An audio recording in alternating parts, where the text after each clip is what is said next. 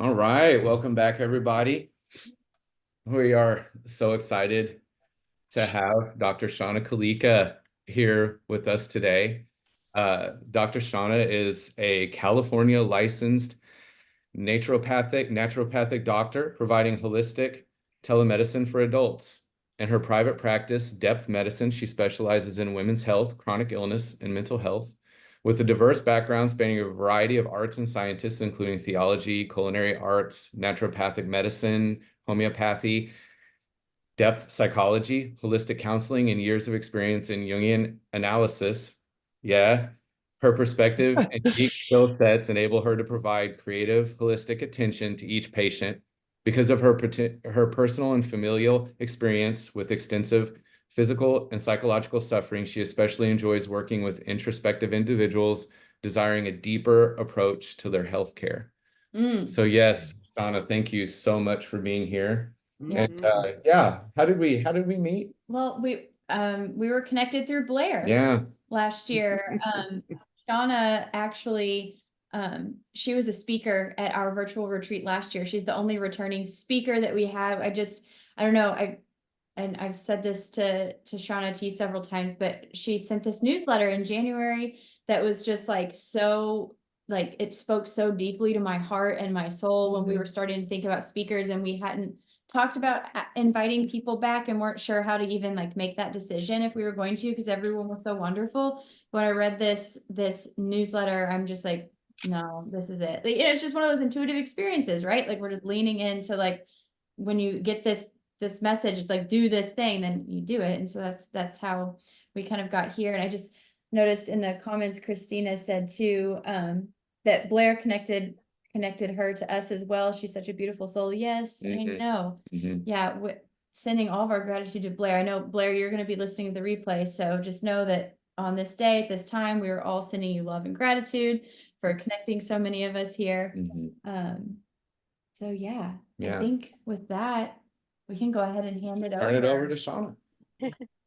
Yay, thank you guys so much. I'm so glad that you did pull out that newsletter, because it really reconnected me with this topic that we're going to talk about today, that I'm really passionate about and I feel is very personal. And so with that as a bit of an introduction, as a disclaimer, I really feel like this could be, better approached in potentially a discussion, and just recognizing that, I'm just merely scratching the surface of this subject from my point of view.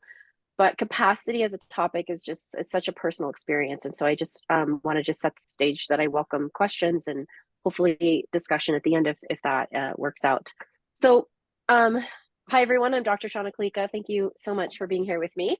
I have a couple of potential apologies. One is that I have dogs who might start barking because I'm in a house with no doors on the inside. I have doors on the outside. And also that I'm just on the tail end of COVID. So if I have any spontaneous coughing, I apologize for that as well in advance. So my topic today is titled capacity for suffering, for change, and for growing up. It is inspired by my own struggle with capacity, that of my patients, and that of my family. So it has become apparent that the struggle for capacity in general is something a lot of us share.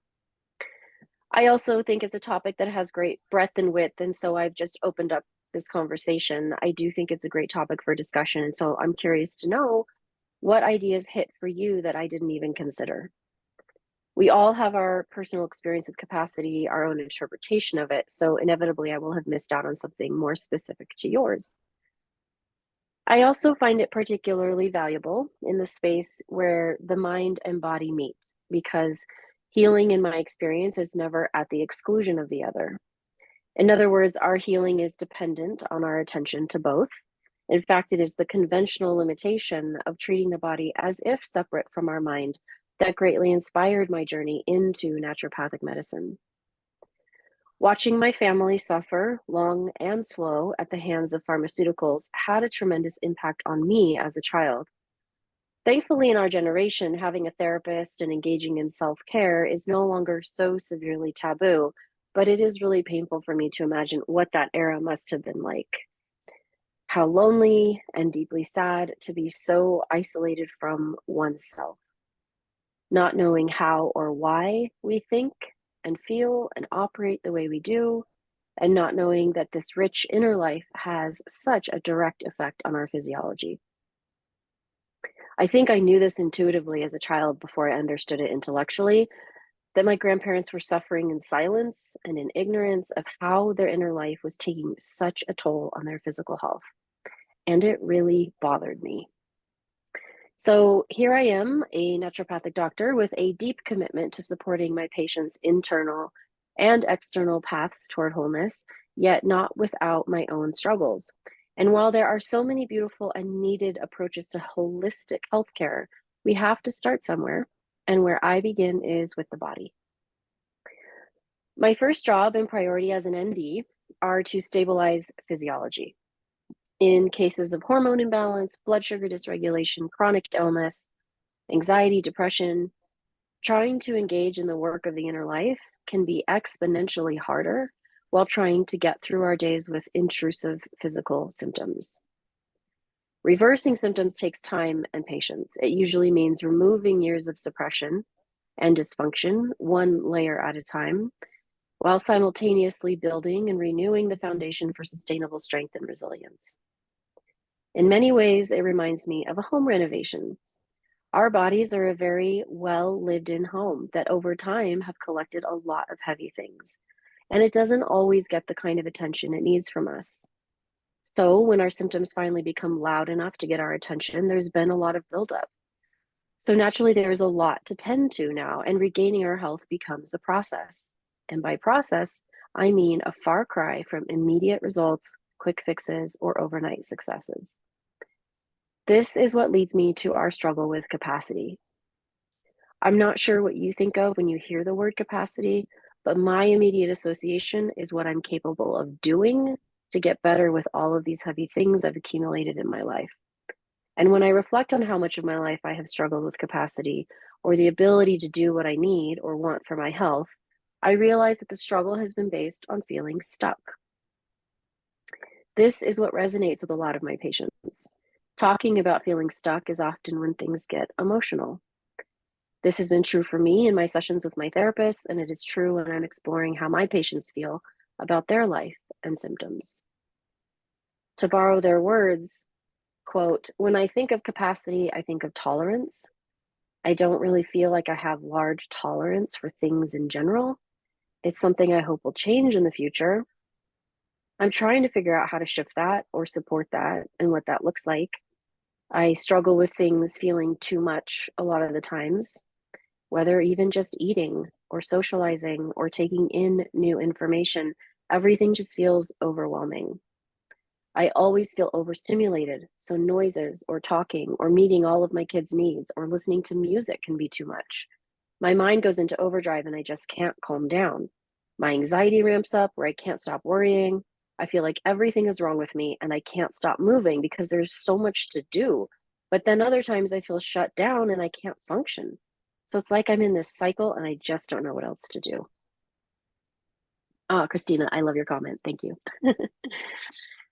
So in taking a step back and looking at this whole picture, here's what I see. We are suffering. We experience pain, physical and emotional, both. And we are stuck in this loop of experience that we cannot find a way out of. We have habits and beliefs and very real, legitimate fears holding us in this pattern. The thing is, we don't understand exactly what they are. We know what's happening to us, but we don't quite understand why it's so hard to respond better. It's not like we don't know what's good for us, but either implementing it or getting results from it isn't panning out. It's usually been a long time, which leads us to seek help because we realize that what we've been doing hasn't worked so well, and so there must be something that we're missing. But here is where the slope can get and does get very slippery. The temptation here is to think that there is someone or something out there that will save us or change us or give us the magic solution to our life. This is unconscious so that we aren't overtly asking for this, but our heart and our mind are desperately seeking and hoping for it. We are secretly looking for a way to outsource our healing, which, by the way, is something the conventional approach successfully profits on. Doctors as demigods to our well-being is the scaffolding upon which they wield their father-like savior complex and influence. They're good at it, and the pharmaceutical companies have ensured they are nicely compensated for it. It is a very effective business strategy. But here is an honest, difficult truth, and one I admit is still even hard for me to say, because even I want to resist that it's true. Deep, deep down, we know what we need to do. But the reality is, it is likely too terrifying, or it feels way too hard. As for the options in our viewfinder for how to move toward healing, I see two main paths that are available to us. The first one is what I find to be the most popular culturally at the moment, and I just want to call this wellness busy work. Although we have the best of intentions, we unconsciously choose this method of distraction to avoid the more difficult work of looking inward, which is the second path available to us. The first path involves the many, many behavioral options we have to induce healing: meditation, exercise, breathing exercises, cold plunges, supplements, doctor's appointments, therapy appointments, rituals, Reiki, craniosacral therapy, dieting or food perfectionism, mantras, manifesting, positive self-talk, grounding, biofeedback, EMDR, IV therapy, vitamin injections, and the list goes on. Now, before you think I'm criticizing any of these things, you must know that I actually use and or recommend most of them. This is not to say that these are not valuable or helpful or important. Poor lifestyle habits are actually considered obstacles to cure in my line of work. But here's the deal. This is really important. Any one of us is capable of using any one of these at any point in time to escape ourselves. I know this because I've done it, I've seen it done, and I've seen it fail. The external focus of behavior modification in the absence of doing the internal work to know thyself, to know our unconscious projections, our shadows, our hidden beliefs, is to miss the only sustainable and authentic shift out of the stuck. We are naturally more attracted to this wellness busy work because it offers the possibility to feel better faster. The desire is only natural, but the fact is that if it worked, we wouldn't keep coming back to that feeling of being stuck, and we certainly wouldn't be searching for the next best health trick. The focus solely on removing pain instead of figuring out how it got there in the first place is to miss the mark of healing. The wellness busy work, when it is the only focus, becomes the Band-Aid, the pill to suppress, the shush to the symptom, and we find ourselves right back at the same place. The difficult truth is that suffering begets suffering, which is why learning to know thyself is the less attractive option to most of us. We suffer with being sick and tired of being sick and tired, aka stuck, but then are faced with the painful task that digging deep into our unconscious to face ourselves presents. It seems paradoxical, and it is, which creates the challenge and question of capacity. How do we do the work when we're already so overwhelmed? How do we find the capacity to engage in the work of facing our demons? First, we start with where we are. We take one step at a time, 1 minute at a time. We give ourselves a ton of grace, and we keep showing up. We learn that psyche has the depth we need, learned largely through studying our dreams, and the meaning that we need, which gives us the desire to keep going. This is how we build capacity for suffering, which builds capacity for change, which builds capacity for growing up. So now for a word on capacity for change. I would argue that this is where we usually try to start. We think that our frustration with suffering means we need to focus our energy on changing something if we're going to get better. But I want to communicate something immensely important, meaningful, probably controversial, and paradigm shifting about change in my personal bias and opinion and clinical experience. If you feel comfortable interchangeably using the words change and healing, right? So if the whole point here is that we're stuck and we want to change something, We're doing something because we're in pursuit of healing. So let's use this for a moment interchangeably, change and healing. If we're going to use that synonymously, here's what I cannot emphasize enough. It is spontaneous. I cannot tell you how long I've watched patients show up, learn, be vulnerable, do hard things, set out with their best intentions, and attempt all the things we've agreed upon together for their treatment plan, only to find moments of change and healing show up on its own timeline.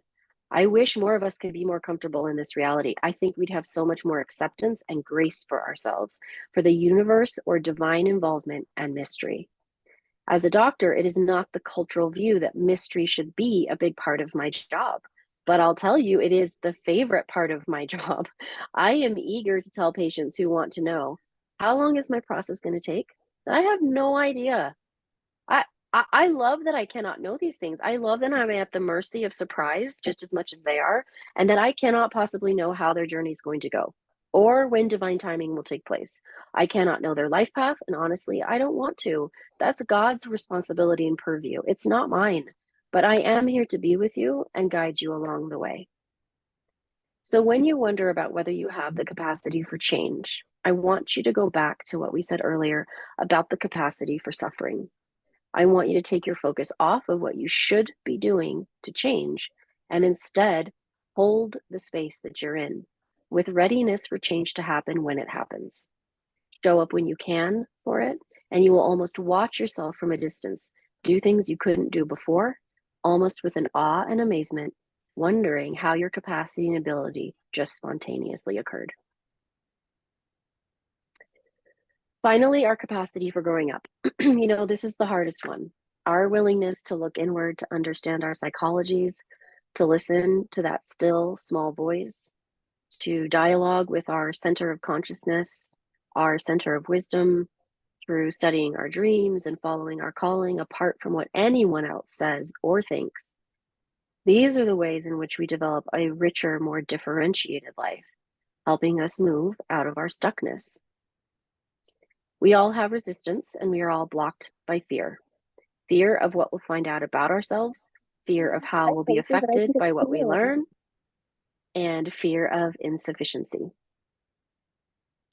James Hollis, an internationally respected Jungian analyst and personal favorite, presents a wonderfully simplistic way of looking at how we organize our lives according to our fears.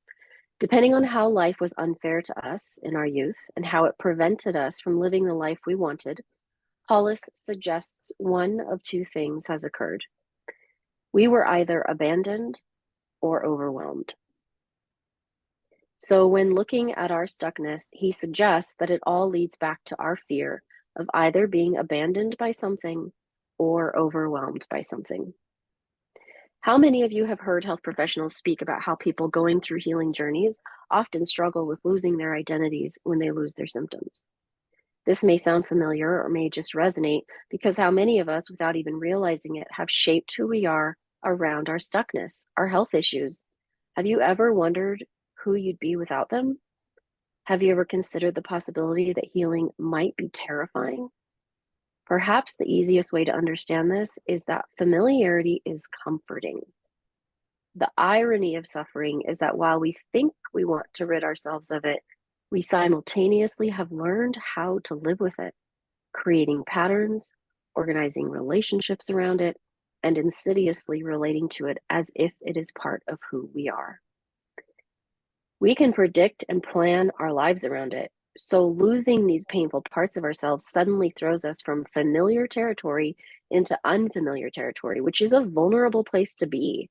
And the fear that often accompanies this unfamiliarity is whether I will be abandoned by something or overwhelmed by something.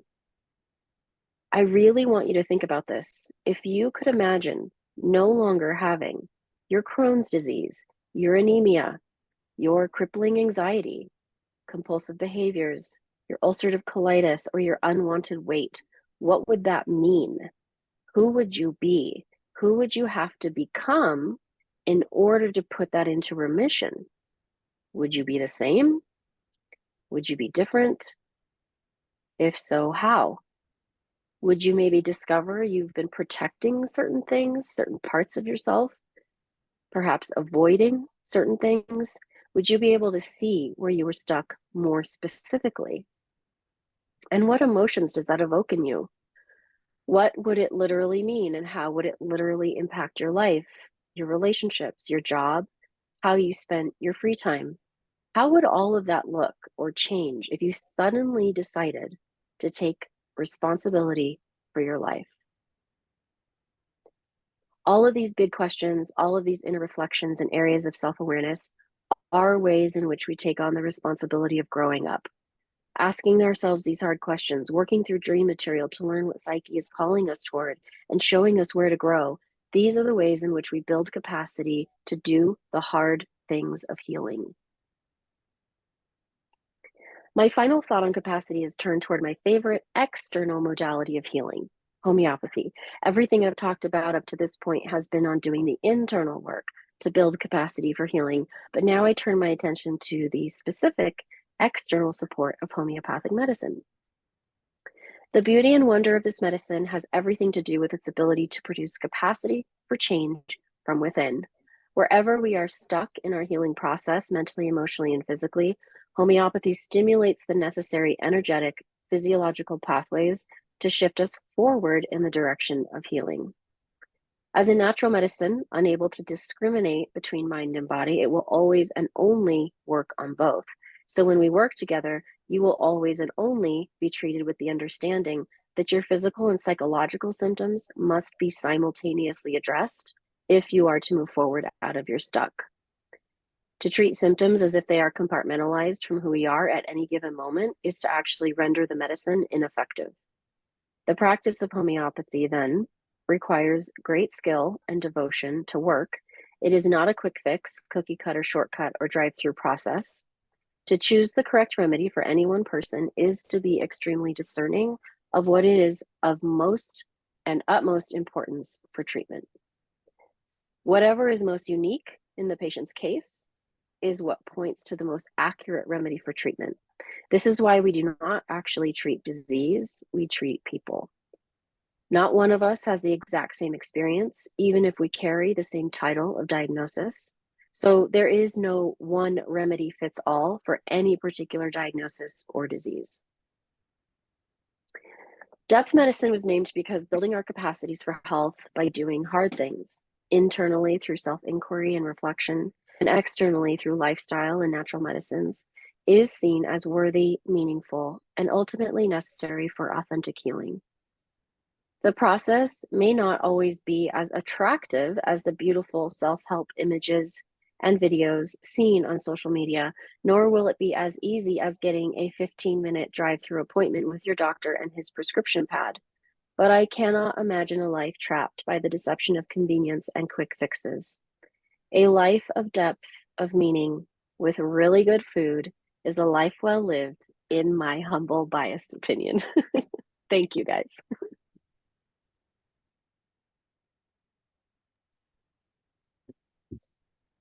Damn.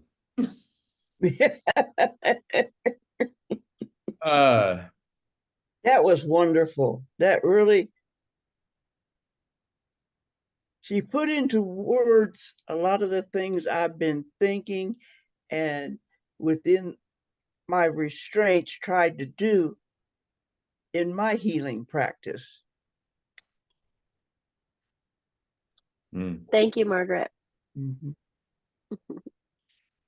I was I was gonna go to the comments or the Oh, chat yeah. real Oh, quick yeah, because go ahead. Christina, thank you, Shauna. That was a masterpiece, honestly. I mean, I can't agree more. And I know Christina and I were chatting back and forth here. She had said recently, that's what I feel like I'm going through growing up and realizing things aren't the way you thought once. It's uncomfortable. And I'd replied by saying, I feel this often too, especially with immediate family and things not being what I thought, or me not being who they think I am. And kind of like that identity of like, if I'm not who my parents have always known me to be, and I'm actually myself to them, like, how's that going to change? Are they going to love me if I'm me now and not the me that they've always known?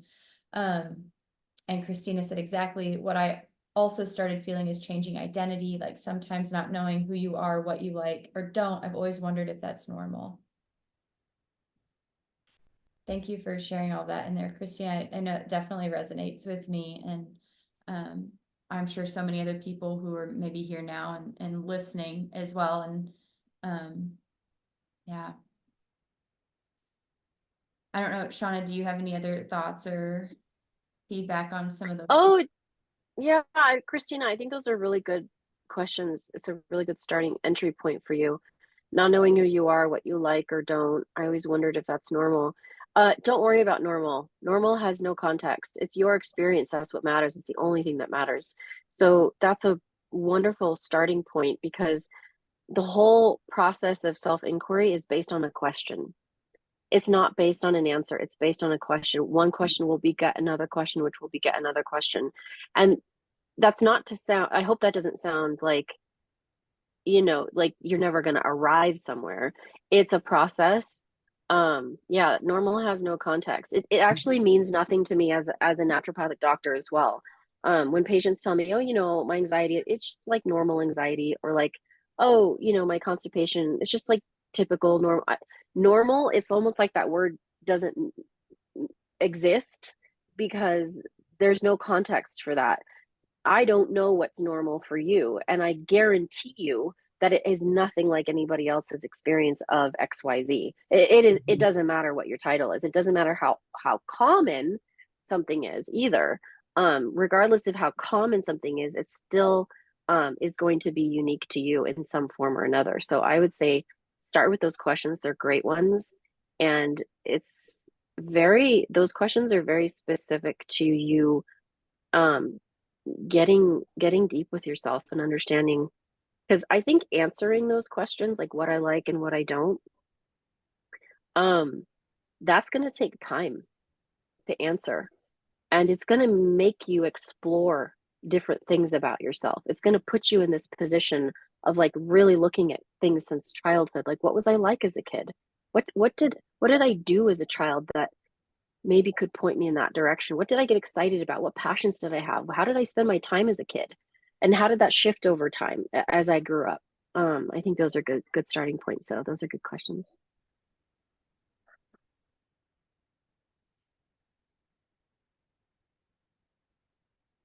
Sean, since we've got a little bit of time here, I just wanted to like echo something back that you said and just put it out there, because it was just so amazing to me, and it just hit me, is that, and I wrote this quote down: at the mercy of surprise. Being at the Oh yeah, that's beautiful. I absolutely love that, and I wrote that down. I'm gonna let that sit with me. And and sort of speaking of surprise, it's funny, I was thinking about there's just been so much overlap with our speakers in this really sort of beautiful way.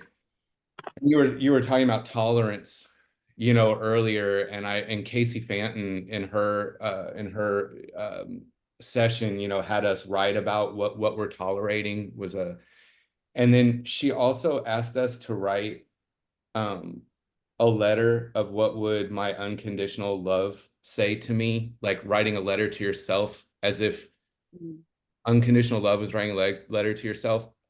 And it just hit me like a ton of bricks, actually.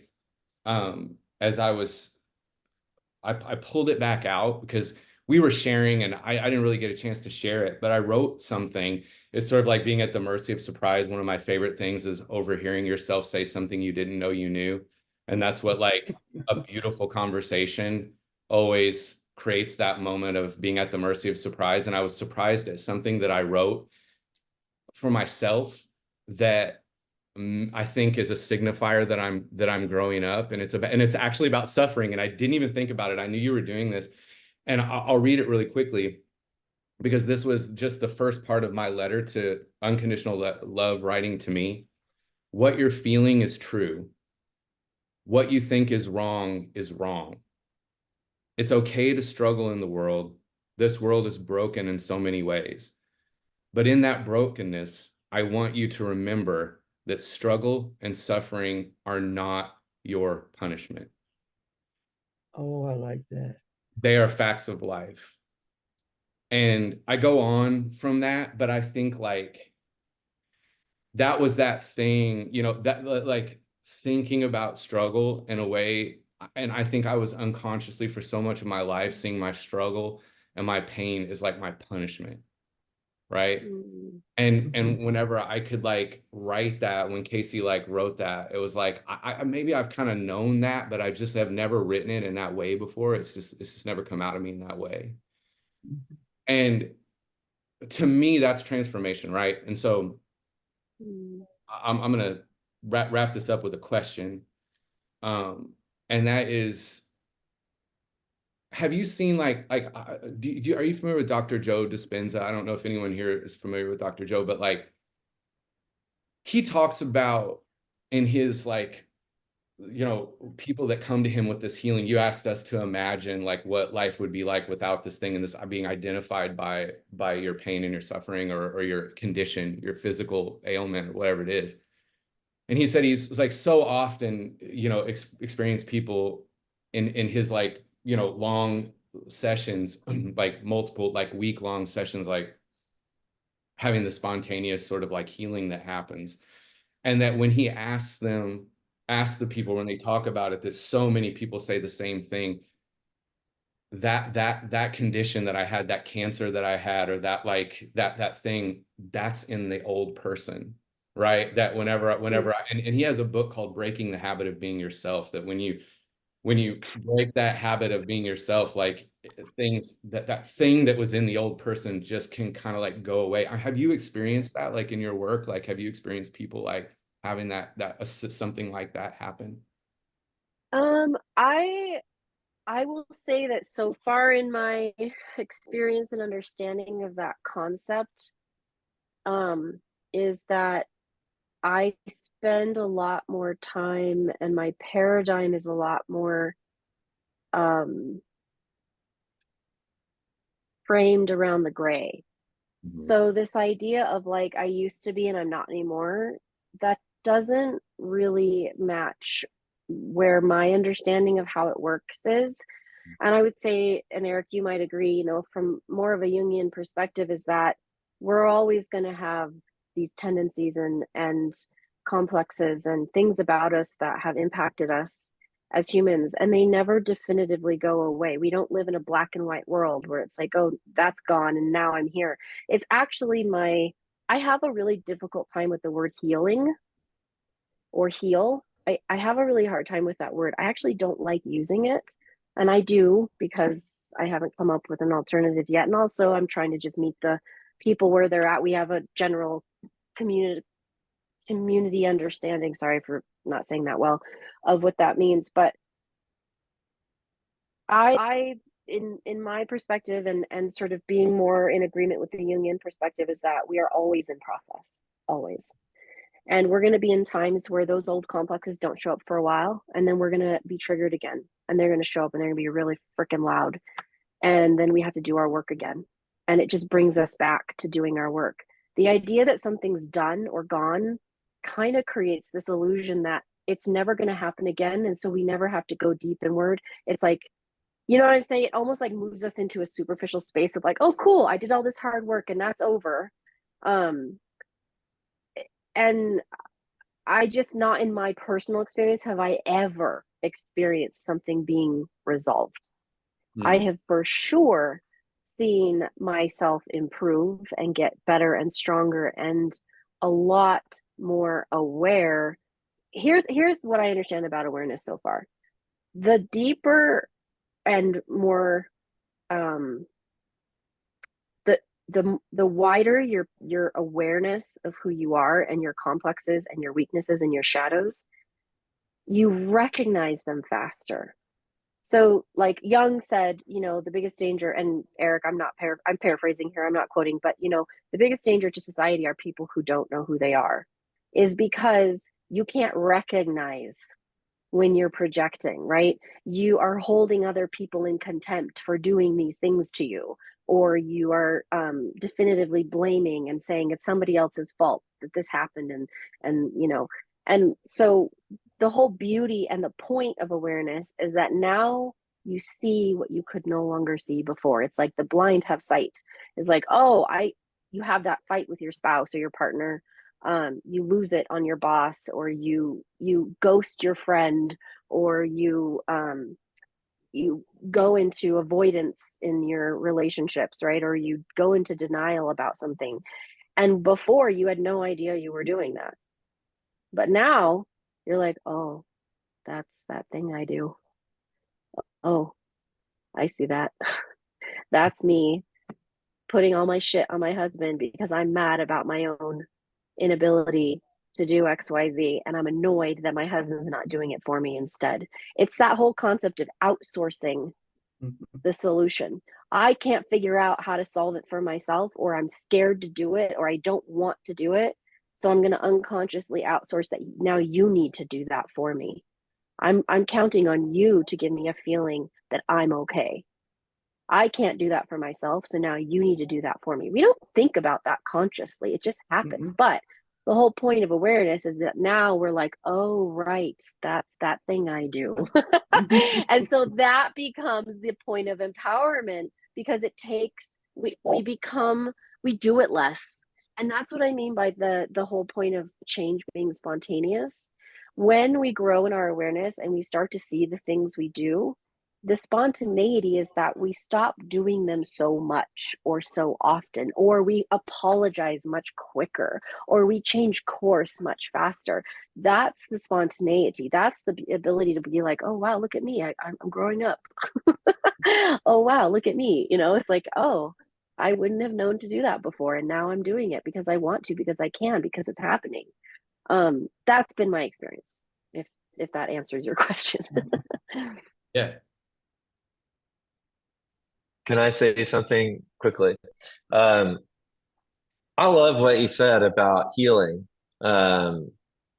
because yeah, I agree. Like, what is healed? Oh, if somebody claims to be healed, to get to the point, to keep it short, like, yeah, Jung describes complexes as clusters of energy, and they're clusters of energy that are formed because of experiences we have. And I love that, thinking about them as more of like a neutral thing, because like you think about the term of complex like a structure, like an apartment complex.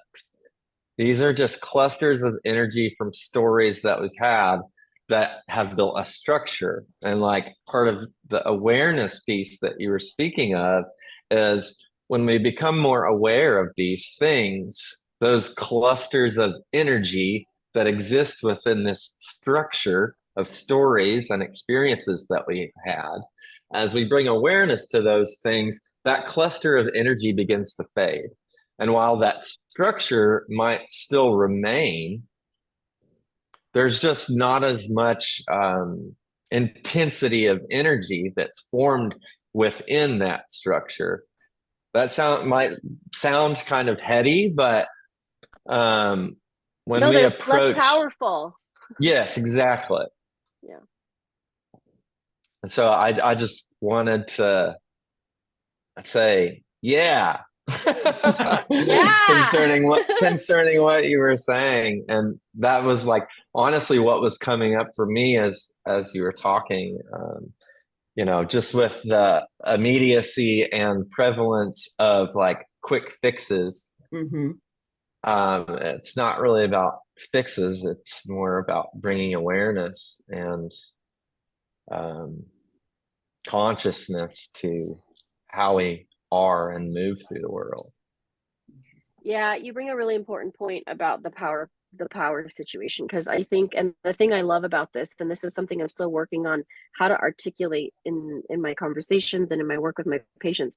When you grow in awareness, you lessen that power of the complex over you, right? So the whole point is that we have this unconscious life that's very alive and well, and it informs our daily life every moment of every day, and it has more power over us actually than our consciousness. So the more we shine the light on the unconscious, and the more we know about what's in there, what the content is in there, the less power it has to control us. So while it may never go away completely, which is part at which I sort of diverge a little bit from Dispenza is that while it may not ever go away completely, its ability to have power and control over us is significantly reduced. And that for me is like the value of doing the work, because it sucks to think that your whole life is controlled and overcome by parts of you that you just don't know about, right? You're going through life sort of unconsciously. And the thing is, it's not just affecting us, it's affecting everyone in our wake. So the beauty of doing the work is not just so that you are more aware and conscious and stronger and more developed and more mature, but it's that your relationship quality becomes all the better. People want to be around you and people enjoy you because they don't feel your projection, you know, slamming into you all the time. You know, it's like people, I think people who are more conscious make other people around them feel more accepted, or like they can be who they are. It's okay to be who you are, right? Anyway, I digress a bit, but I thank you for bringing that point up. I think that was really important. Yeah, and I just saw Anna wrote in the chat, I totally agree. That's the goal, not being controlled by our unconscious mind, feelings, or negative thoughts. Yeah. Yeah. And I can even, I mean, from speaking for myself, just like in relationship with Matt over the last few years, like I've noticed these big, small changes over time. And just like the awareness of how we respond to one another. And sometimes, and I guess I say like big, small, because sometimes I guess that's the surprise. I'm at the mercy of the surprise of it, because sometimes we'll be in conversation and maybe he'll say something, and then all of a sudden I realize like, oh, that would have like taken me off the deep end like a month ago or 2 years ago. And like now I just don't really have a reaction to it, you know, and it's Absolutely. it's like, I'm so grateful for those moments. And then, but then, you know, like it's still something else. Like it doesn't just go away. Nothing's perfect. And so, yeah, this conversation is helpful. And I guess for me, just bringing consolation to the human experience of suffering. Yeah. Yeah, I liked your point, Matt, about that too, how you said suffering and struggle isn't a punishment. I bet a lot of people could resonate with that, not least of all because of our religious experiences and backgrounds. I mean, that's like that goes deep in the Christian and Catholic world. So, you know, depending on Yeah, and I was raised Catholic, but I rejected it from the moment I was in it, and still carry it. yeah. You know what I mean? Yeah. Like Oh, I that's such a real thing. Like yeah, people knowing they've I thought I was not drinking the Kool-Aid. You know what I mean? Like yeah. I thought, yeah, I was, and maybe there's a whole thing to that. Like maybe like rejection is also a form of ingestion. You know, you know, I guess that's pretty. But like, yeah. I mean, even when I did like everything I could to reject it, you know, I still absorbed it just through being dissolved in it. You know, I think. Beliefs die hard. Mm, Beliefs die hard. yeah. This is why awareness is so powerful. You'd said something earlier too, like when you were writing stuff and you were like surprised by what you thought when you're talking or when you're writing, you're like, oh, I didn't even know I thought that. I didn't even know. This is the whole work of like doing the work of the unconscious and getting to know the material that's in there. I do a very abbreviated, it's not even a comparison. I did another course in holistic counseling, which has it's not analysis, but it's a Socratic approach to asking questions to help a person identify their beliefs. And what happens every single time is people are like, oh, I didn't know I believed that. How freaking amazing is that we have beliefs we don't even know we have? Yeah. Like, how is that possible that we can believe something and not know we believe it? And then it's just like, oh great, okay, so I have this belief which clearly isn't working for me, and now I got to figure out what am I going to do with it, and like how am I gonna deal with this, like, because I didn't even know it was there and it's been there my whole life. You know. And I think that for me is just so profound that we can carry these and not even know it. Yeah. I gotta show you guys this book. Matt, you might, I don't know if you've heard of this or know this guy. So he's a Jungian analyst, and he wrote The Soul in Anguish, and he talks exactly about what you're saying. Like, I thought I rejected my religion. How is it that I still believe these things? This is what he talks about. Who's the author? He talks Lionel Corbett. Lionel Corbett. Is this backwards? No, Is it no, backwards? I just can't read it. Oh, Yeah. oh, Yeah. Okay. There we go. Yeah. Right. Yeah. Lionel Corbett.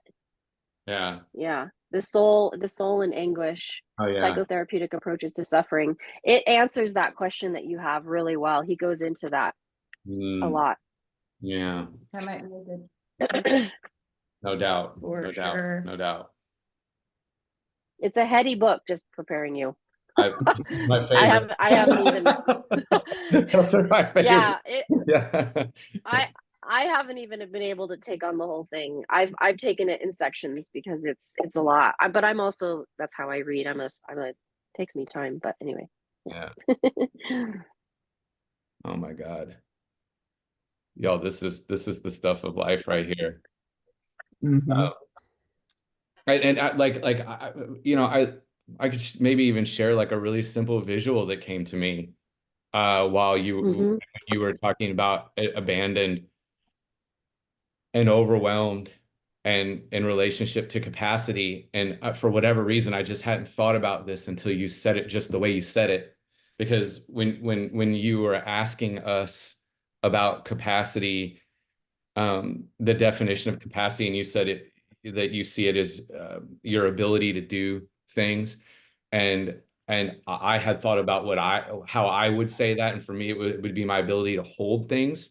So like I pictured like this sort of like a glass half full half empty, you know, type of thing. This isn't rocket science. It's just came to me and I was excited about it.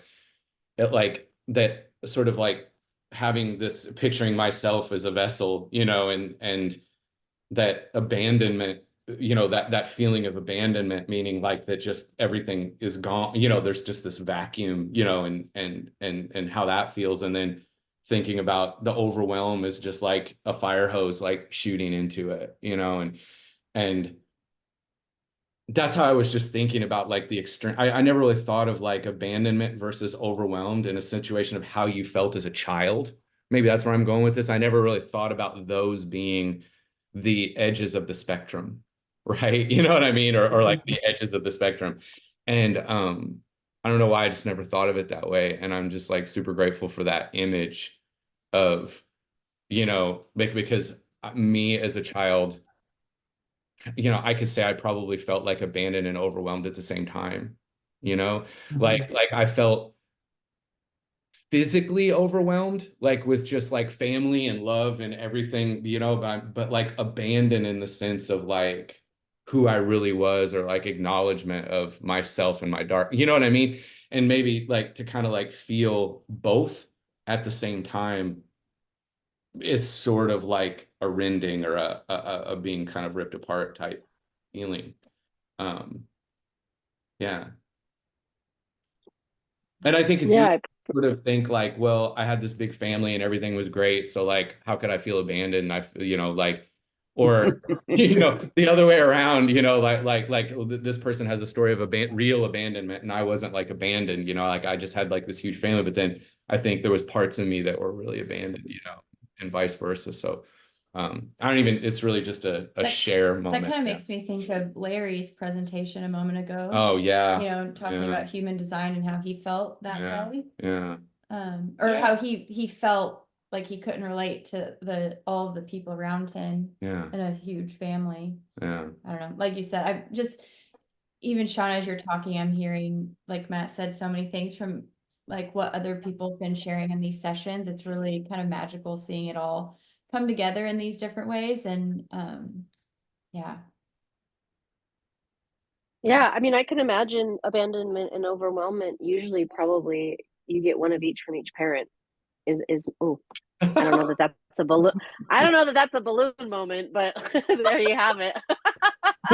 So we'll tell you how to turn that off. We've had that happen to us so many times. We just learned how to turn that off. Oh, Yeah. good. Okay, thanks.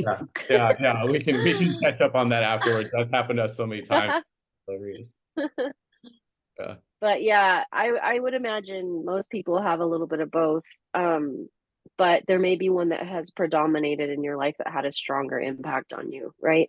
And I will say that in my personal experience in doing analysis, I have spent the majority of my life working on one of the two until I got to the point where that I had done so much work with it that I've cleared away a lot of the stuff. I've raised a lot of awareness and I've done a lot of work through it. And then all of a sudden it opened up space for me to realize the other one.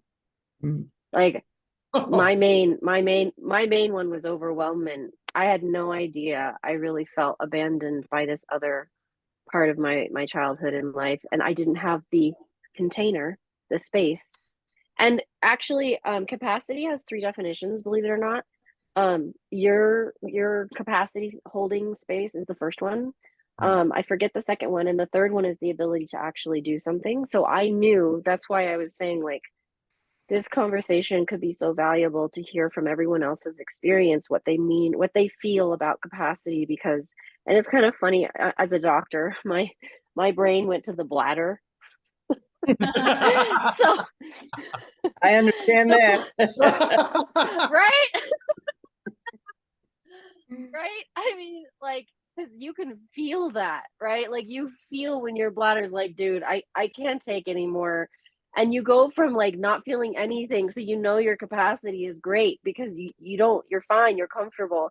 And then it starts to stretch, which it does, and then you get to a point of urgency where you're like, I can't fucking take anymore, like, this is it, I gotta go, you know. And so there has to be the release, right? There has to be an emptying of that capacity in order to refill it and to do more. And so there are these different aspects of capacity that I didn't even touch on that I really appreciate you, bringing awareness to, because capacity to do the work or to hold. Anyway, sorry, I could. That's a whole nother. We could talk even more, but Love it. yeah, I mean, holding the tension, right? This is another topic I love that's Jungian, where when you're working through really difficult areas of your life that you just feel torn about, or you don't know what decisions to make, and you feel like you don't know how to move forward, a Jungian concept is that you do nothing and you wait and you wait and you wait and you show up, but you don't make decisions out of the anxiety we have and feel about the not knowing. And so he calls it the third way. So it's a triangle. So you think about, like, well, I could be doing this or I could be doing this, and I don't know which decision to make, and I don't know what to do. And then we have all this energy and anxiety around that. And if we hold the tension, if we just trust that the timing of what to do will show up spontaneously at the right time, that third way shows up. That's the point of the triangle. So that third way will just show up. And I've experienced that for real. And that's a very real thing. It was amazing. I was in a lot of anxiety, a lot of internal turmoil about when to do the right thing and how to do it and what it's going to look like and blah, blah, blah. And I just trusted and I just didn't do anything. And I kept showing up to do the work. And one day, and this is also my favorite, one of my favorite things. It's so cool. When the third way shows up, it's very uncharged. It's not exciting and it's not difficult. It just is. It just happens. It just flows. It's easy. It's quiet. It's simple. It's straightforward. And there's no agony. It just shows up and you know it. And that's it. And that's how we know when we're on the right path, is because there are no charged energies about it. We just have this quiet stillness about it that we just know. And so I think that's a really beautiful space to consider when you're thinking about holding capacity. It's like, how can I hold this anymore? Oh my God, I just can't. It's too much. Just know that that's the wrong time to do anything. Just trust when the right thing is going to show up at the right time, it will, and it will be spontaneous and you won't know. There's no way to plan it, there's no way to predict it, but you'll be really glad you waited for it. I want to quote all of that, and like, I don't want to put it on a t-shirt or anything, but like, I don't know, like, maybe a t-shirt, I don't know. I need to be able to see it. Like, I feel like you were just speaking directly to my soul and telling me all the things that I needed to remember and the things that I needed to hear right now. So thank you. I'm exploding with thoughts and I can ideas. feel it. Yeah. I'm gonna have to get myself together. Yeah, Can I Eric. chime in really quickly? I just love this so much. I just love, that process of finding the third way. It's so interesting, even with, gender roles and expectations and for gender roles, or even just masculine, feminine energy that are, espoused. They're like, you should do this. You're, more masculine. You should act this way. You're more feminine. You should act this way. And just as a male-bodied person, like just owning my own power to hold the tension when other people, even other people are in my life, are like, you need to fucking get going, man. Like, I'm like, but there's not anything has showed up yet. So my job is to wait and to be open. And that is, seen as more receptive, feminine energy.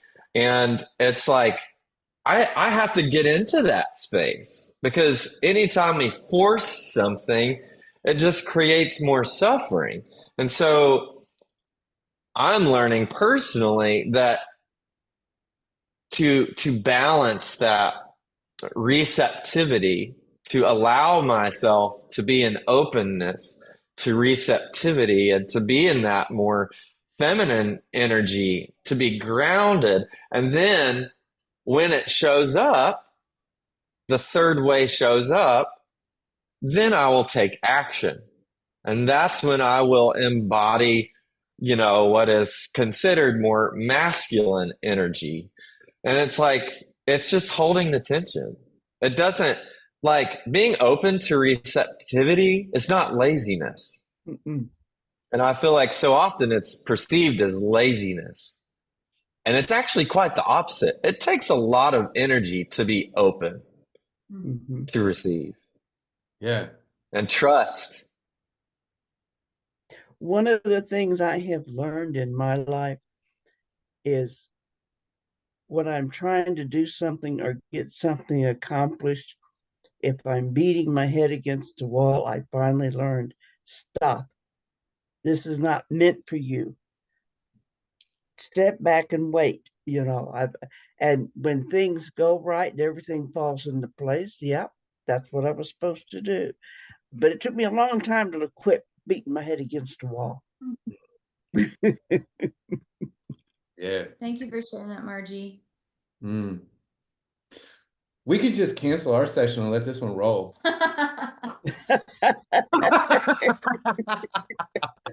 Well, the only thing is, you're going to have to take a potty break. Yeah, no, that's true. The bladder. I was The thinking bladder. when you were talking about capacity, I'm aware of that every hour on the hour for the last 2 days. I got like drinks on drinks over here. But I guess we probably should go ahead and wrap up, since we're just a minute over and we need to, get ready for our session in 15 minutes. Yeah. Shauna, thank you so much for accepting our invitation to be here again. And thank you all. Thank you, Margie, Eric, and Christina, and Anna, who was here just a little bit ago. Thank you all for being here. in person for this really important conversation. We can't wait to keep connecting with everybody, and yeah, just thank you for sharing this space. Yeah, so amazing. Thank you guys. Mhm. Thank you so much. Yeah. Thank you for Yeah. having me, and thank you all for being here and for participating and for all your contributions. This was Mhm. really great. I'm so glad we Mhm. got to move into this discussion space. Yeah. Yeah. Yeah, Yeah. sending Right. you all love. Thanks, guys. All right, see you Bye. soon.